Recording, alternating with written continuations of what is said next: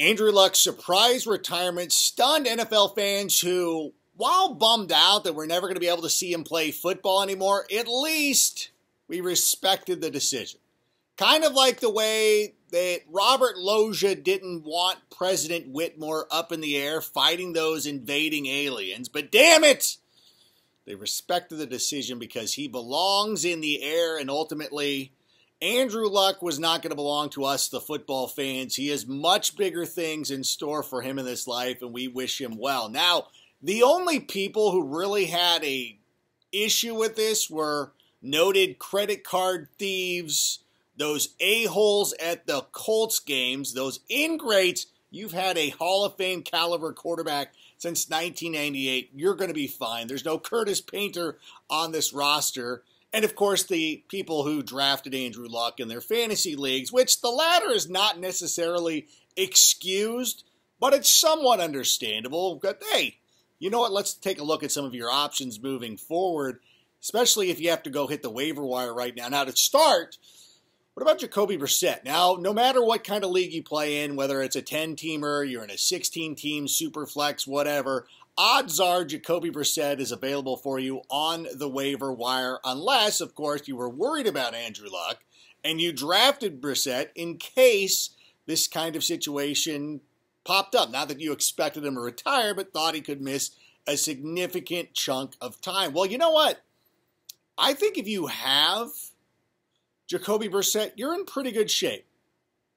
Because the funny thing is a lot of people will look back to what happened to Brissett in 2017 to be like, oh, that wasn't very good.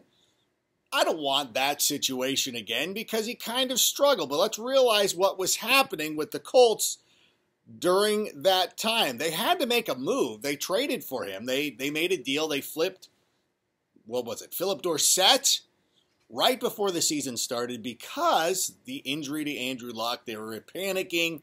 They needed a stopgap situation. Of course, Brissett had a little bit of success as one of Tom Brady's backups, and that's fine. He was rushed into the starting lineup. He was fine. T.Y. Hilton kind of struggled. But, you know, this was all well before Chris Ballard rebuilt the offensive line, and it was under a previous coaching staff. Now let's take a look at the way the Colts are constructed in 2019. The Colts offensive line is one of the best in football, thanks in no small part to last year when they drafted Quentin Nelson. They drafted, Braden Smith. Now their offensive line is one of the best. And they've gone out there and surrounded him with enough firepower to make him successful. You think of guys like T.Y. Hilton, Marlon Mack, Nyheim Hines. Hit him with the Hines! And of course, you got second-round pick Paris Campbell, who's going to work into the slot this year. And now, all of a sudden, Brissett is going to be given every opportunity to go out there and succeed. And you know what? Let's take a minute and talk about that coaching staff. Frank Wright is now the head coach of the Indianapolis Colts. He was on the staff when the Philadelphia Eagles lost their quarterback, Carson Wentz, and went on to win a Super Bowl with Nick Foles. So this is old hat for him. This is on brand for Frank Reich and everybody he brought over from that Eagles staff. Yeah, they know what they're doing. They've been in this situation before. So I'm really starting to warm up to the idea of giving Brissett a shot in deeper fantasy leagues because, again, great receivers around him, pretty good running attack. We're hoping that Marlon Mack can come out and have a pretty good season.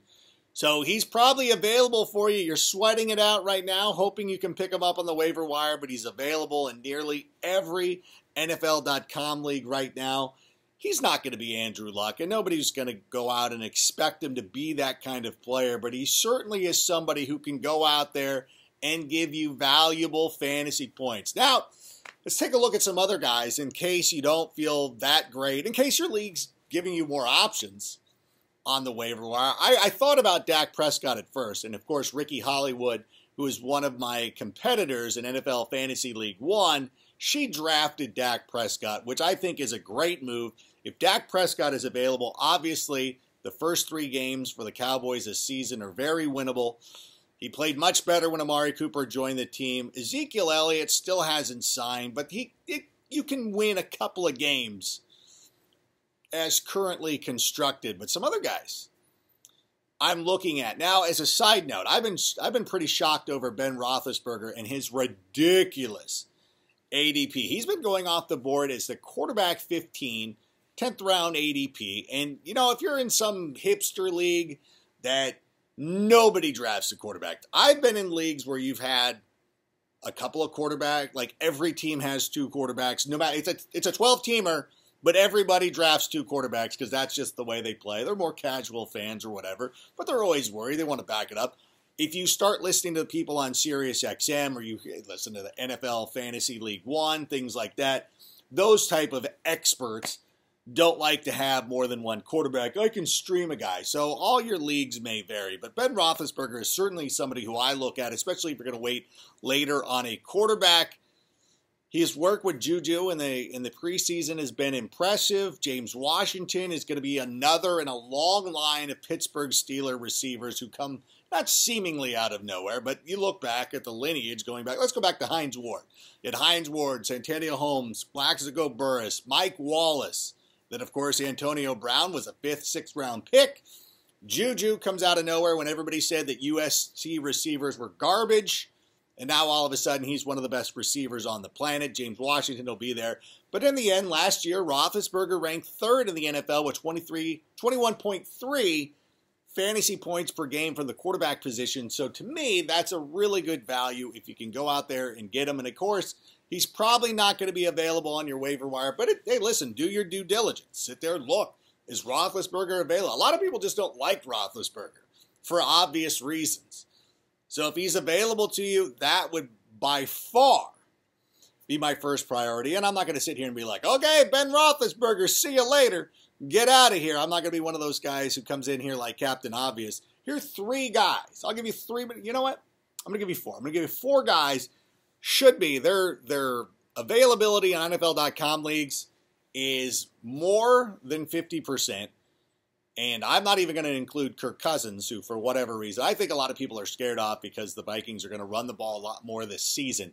So, but then you just look at some of these guys. Now, Josh Allen is available in 80% of NFL.com leagues, which is fascinating to me because at the end of last season, and I've been saying this all summer, Josh Allen was the best quarterback in fantasy football from weeks 12 to 17.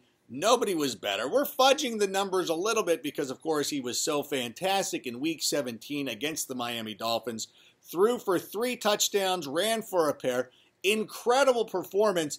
And I know a lot of people are like, well, my fantasy league ends in 16, which is fine. You can think that. That game still happened. That was an actual NFL game. Those points happened.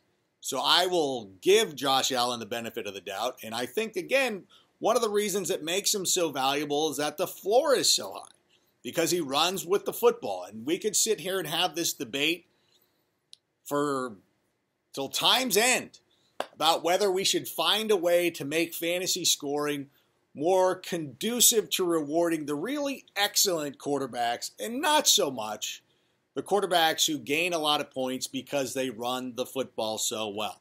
It's one of those weird things. We got to figure it out. We don't have the perfect system, but as fantasy leagues are currently constructed, Josh Allen is one of the best, and I expect him and Lamar Jackson to be top 10 at Jace the entire season. The thing is, everybody's in on Lamar Jackson. He is actually one of my ride or die players because I have him on seemingly every team, including NFL Fantasy League One. And if you want to know more about that, you should check out my Twitter feed as well, my Instagram.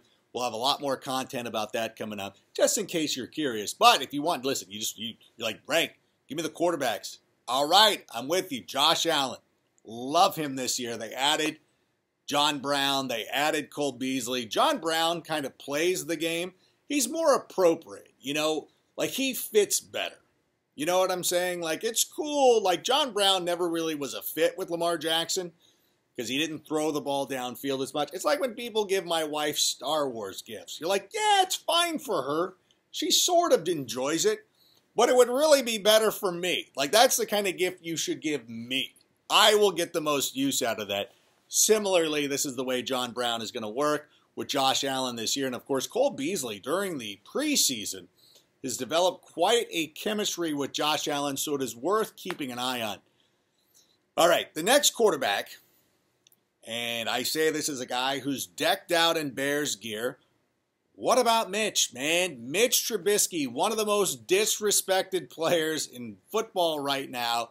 Everybody is knocking him. And it's funny, I've seen this movie previously.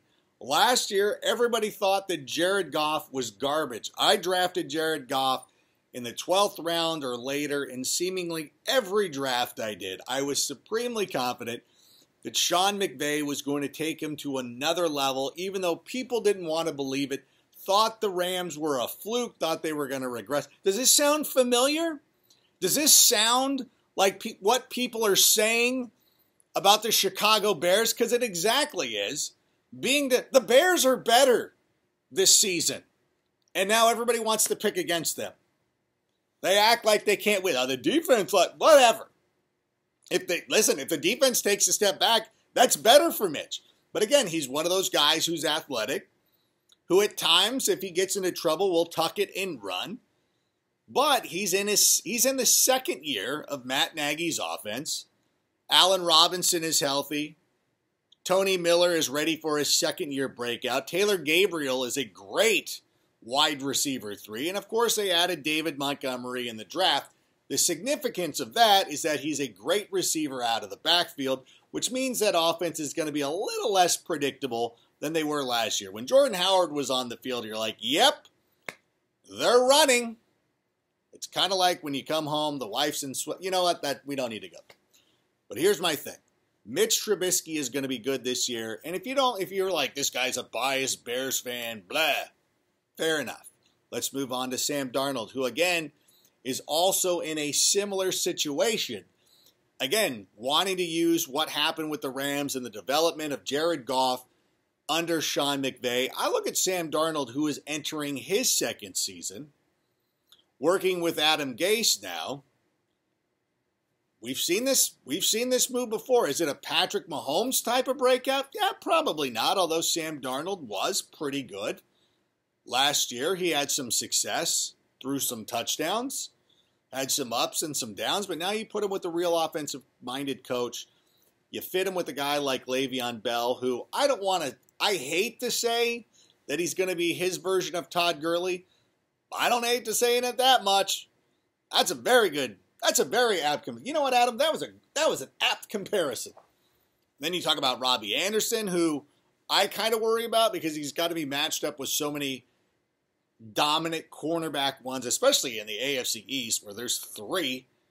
You got Gilmore, Tre'Davious White. You got the other guy, Xavier Howard. There it is. I knew I would get it. Bear with me. But, you still have Jamison Crowder. Le'Veon Bell's a great receiver out of the backfield. Chris Herndon's going to miss 4 games, and then he will be back. He'll be fine. He'll be ready to go. And another quarterback you might want to take a look at, Derek Carr. I know.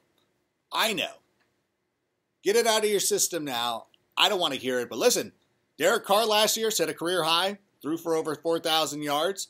They added Antonio Brown, the best receiver in NFL history next to Jerry Rice.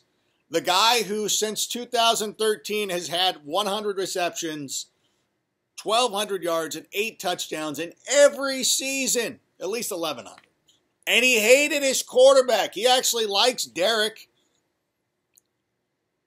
Now, I'm going to be in a weird position where I'm propping him up. I'm propping up Ben Roethlisberger, but not... Listen, Derek Carr has never played with a guy like Antonio Brown. And you add Tyrell Williams, you get rid of old-ass Jordy Nelson.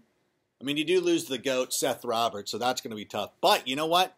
It's not too long ago that Derek Carr was a legitimate MVP candidate of the NFL, and I know a lot of people don't believe that. Actually, a lot of people believe that. He had that team rolling. Had he not gotten hurt before the playoffs, who knows how deep of a run that Raiders team would have made. Derek Carr is a good NFL quarterback. This is his opportunity to play with a top-flight NFL receiver. So those are going to be my picks for you. Those are the guys that are easily available in most fantasy leagues for you. Sorry about your luck. Sorry, had to do that. Good luck to you. You need anything else, you know where to hit me. See ya.